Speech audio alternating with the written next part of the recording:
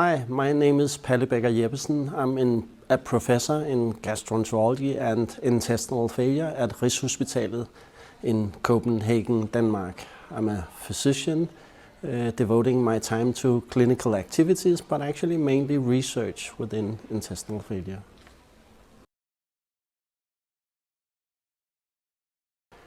Currently, we are facing a situation of cost saving, and this is becoming an issue in intestinal failure units as well.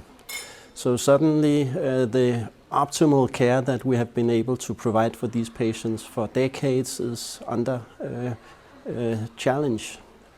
So in order to provide this excellent care, we need to maintain our resources.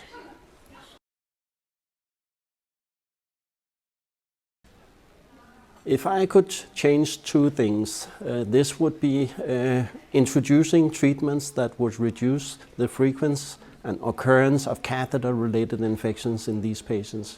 We have the opportunity these days to use catheter locks, and I'm convinced that this will do a lot of benefit to these patients. Number two is the issue about liver problems in these patients with intestinal failure who receives parenteral support. We need to dedicate more resources to figure out to keep these patients alive without attracting IFALT.